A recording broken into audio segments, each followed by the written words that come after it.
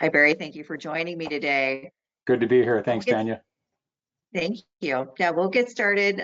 We've got some questions that were brought in by our audience, and we're going to go through those, talking about how we can develop the future of project portfolio management, get more into strategy.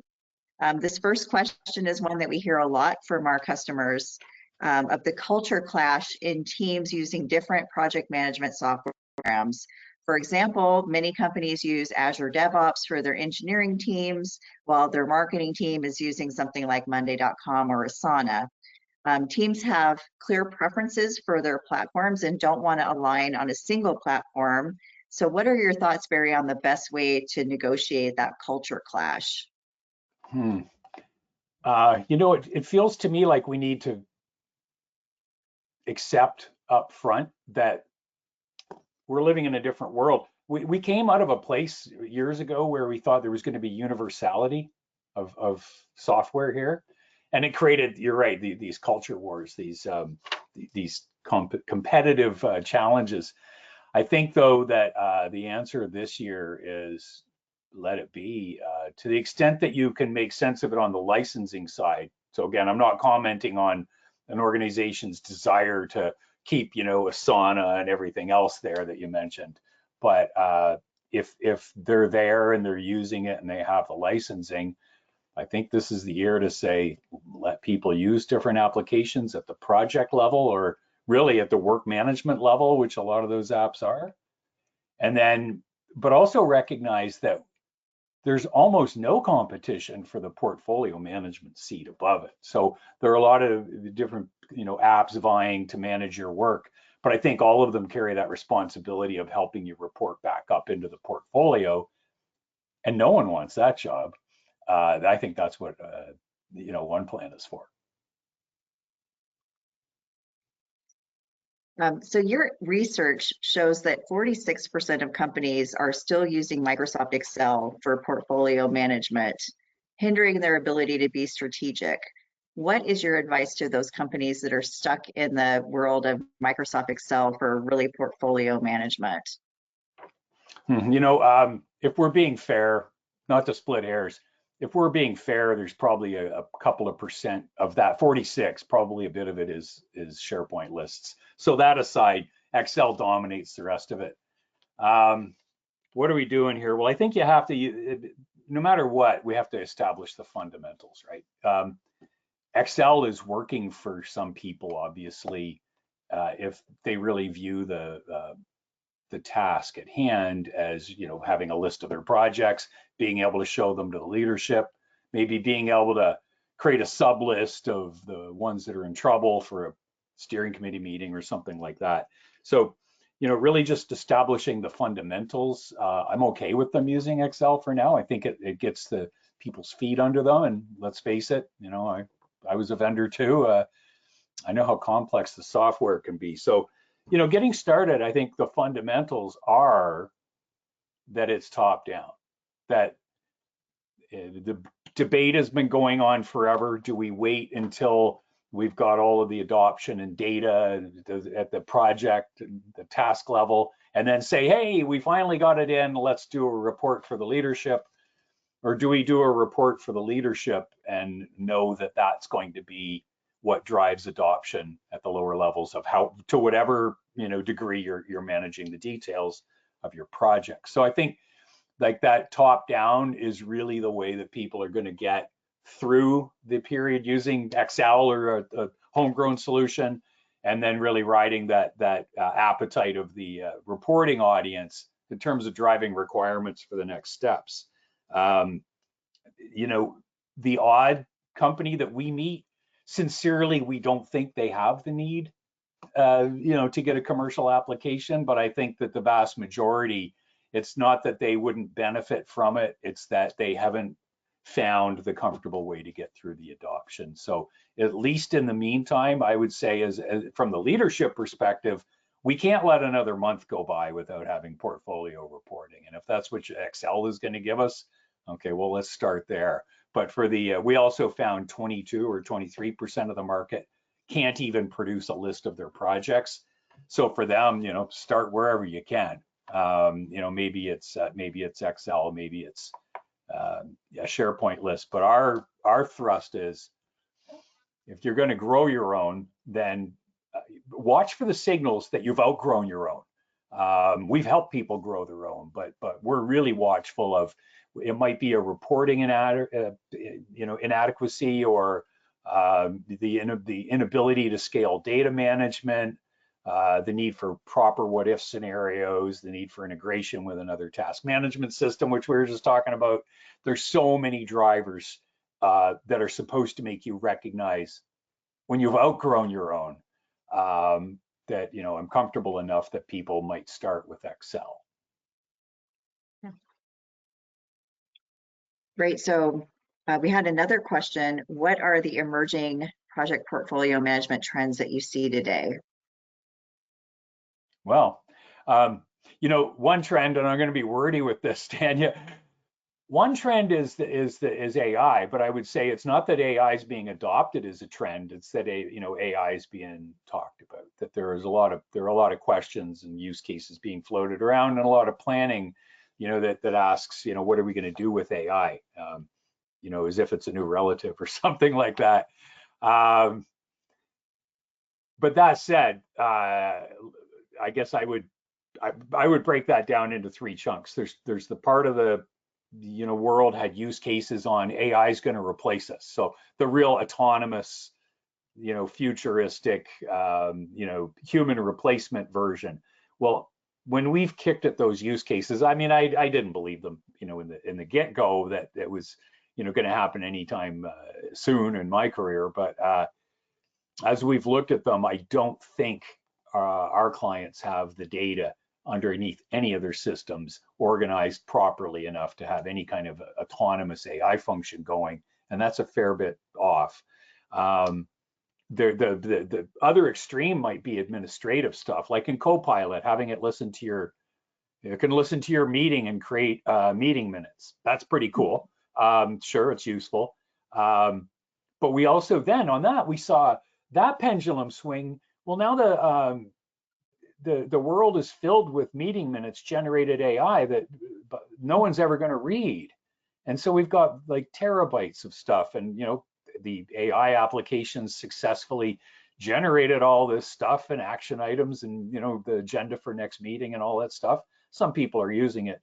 The vast majority though are having all of this content generated that they're not really using. So those are the two extremes that I've strawmanned, right? That we think, well, these are futures, but part of it is people are spending a lot of time talking about full replacement, and then people are, spending time using Copilot to generate content they're never going to consume. In the middle is what I'm focused on, I guess. What I think is the future is more like, can we use AI to help us adopt the software? So what if I had a set of rules or a process or a policy on how often I was keeping my tasks up to date, how often I was updating the red, yellow, green status of my project, my percent complete, the obligation on me to keep my sponsorship up to date, and all those things. I'm successfully using AI to take those standards and interview me to make me do a better job. And I think that's here and now. It's helping, it's practical, it works. If anyone wants to torture themselves, you could contemplate, go to the Infotech website and find our audit standard for project and portfolio management. It's kind of intimidating, but it's just like it's the audit standard we've had for years and years and years. What do we expect of a well-run portfolio? And we're using that with AI to actually interview people. And it is like an audit interview. And I've had two in my life, and it's not fun, but it's almost like a kind of a self-cleanse. So I think the AI thing is really dominating as a trend, but not that it's an adopted trend. It's dominating in terms of taking people's, kind of imagination and whatnot. The second, three came to mind, Tanya. The second trend that we see is the shift from project to a product orientation. It's been started all over the place. When I say all over the place, I'd say in every geography, every sector we've worked with, public, private, doesn't matter.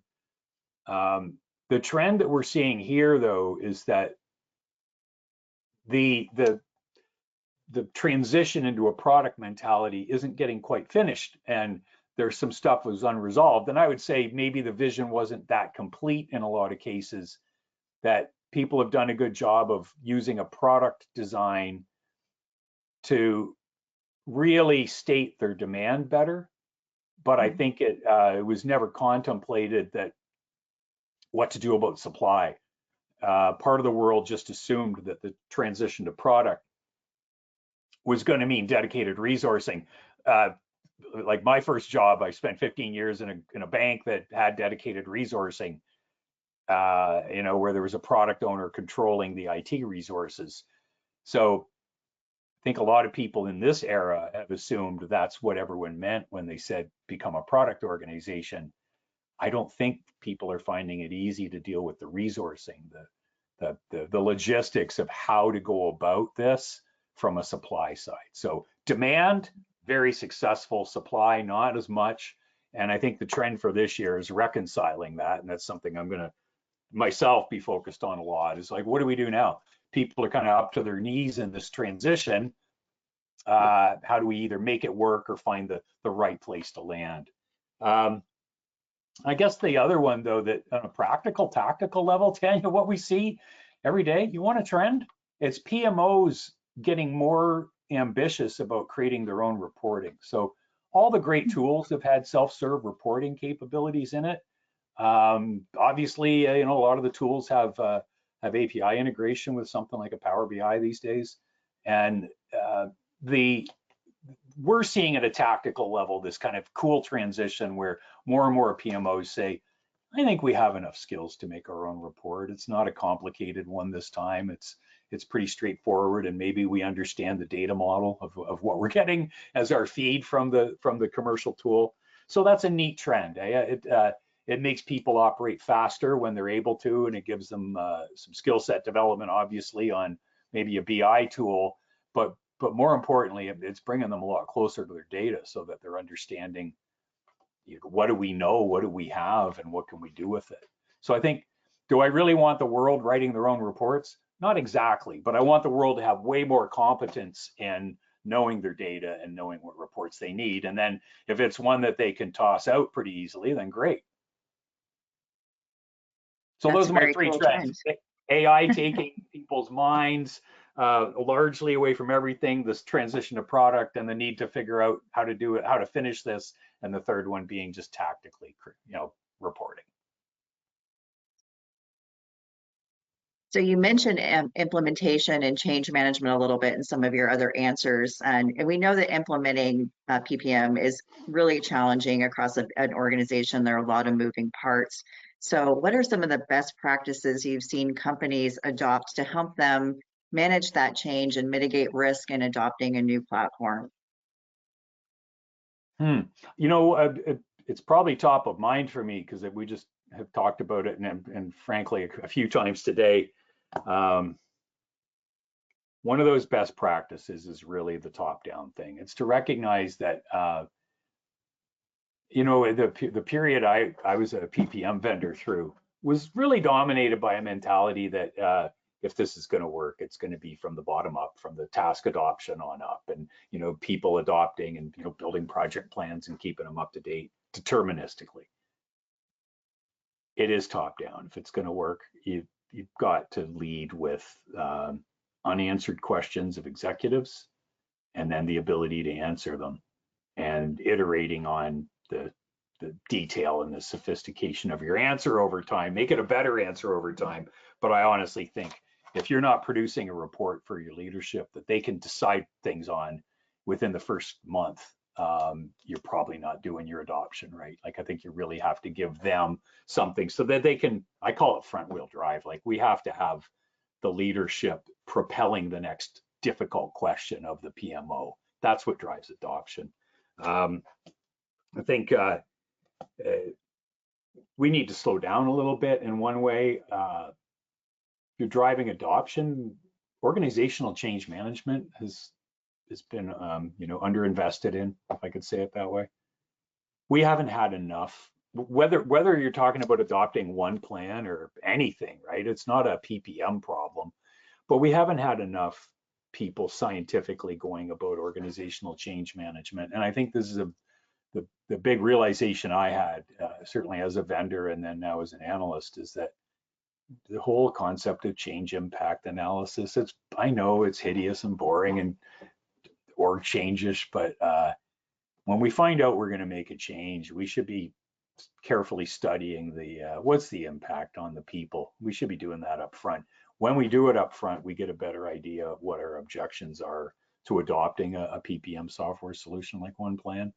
And then, it just gives you the earliest possible opportunity to work past that. People have thought it's a communication issue, and it's not. It's really an understanding issue of like, what is the impact. So I think change impact analysis has been, underinvested in.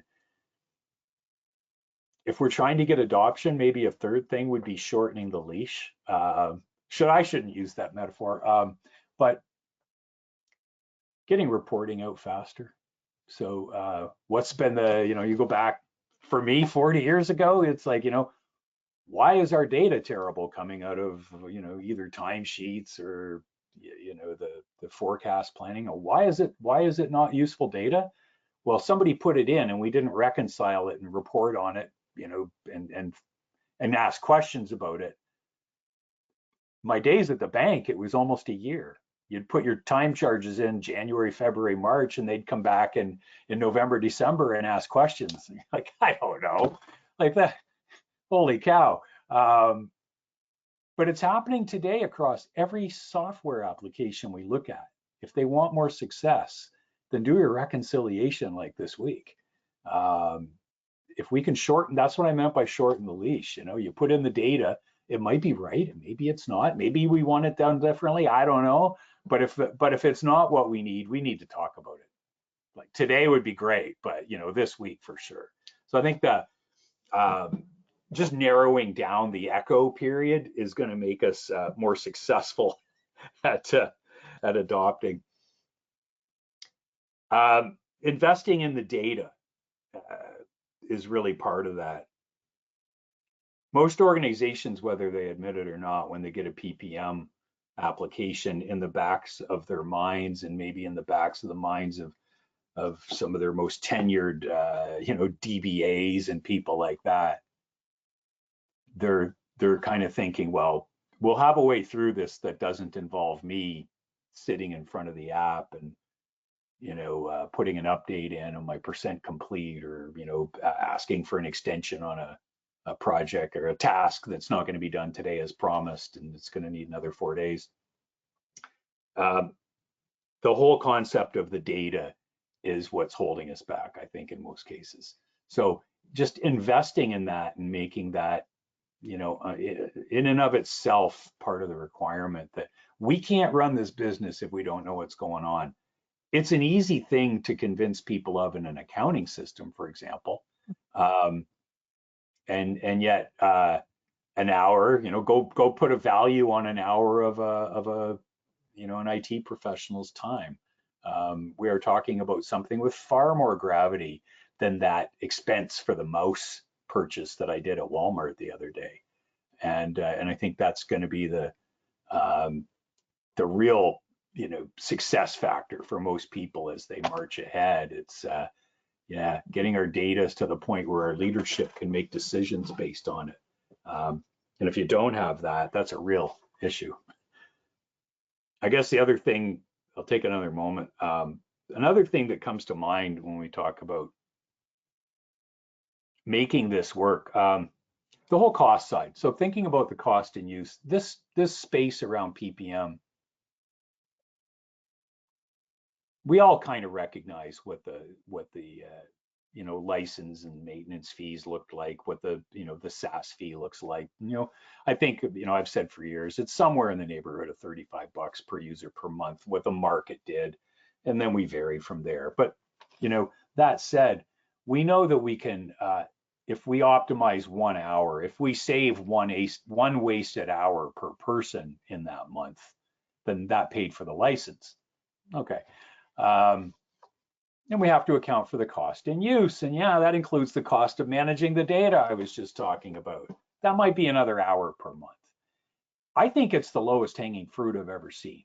And I keep, in terms of cost justifying, you know, my time, your software, your time, any of this stuff, we're cost justifying it on really, we all heard of cost recovery. I'm talking about capacity recovery. And allocation people management software like this really does identify wasted hours before they happen if we use it properly. And I think that's what we're talking about as a business case for software like OnePlan. So capacity recovery being, I can place value on freeing up a few hours per month, you know, by optimizing, you know, probably by taking work away that doesn't need to be done, let's face it. But that's just, again, that's one of the easiest business cases we ever see is, does it pay for itself? Well, if it frees up IT hours that we, you know, we can assign for something we genuinely need done in a world that has way more demand than supply, I think that's really the lens. You know, if people look at the world through this kind of capacity recovery concept, then I think the decisions become more clear. What can we afford? How do we justify it? How do we implement it? And what do we need out of it? Perfect. That's all the questions that I had for today. You got some long ass answers for 20 minutes, my friend. I swore on camera. It's all good. I'm like, shut up. And I'm like, it's 10 minutes after. It's all good. I appreciate you coming on and doing this for me. Absolutely a pleasure. Have a great weekend. You too. My best to Joe and the team. Be well. Thank you. Thanks, Tanya. Bye. Bye-bye.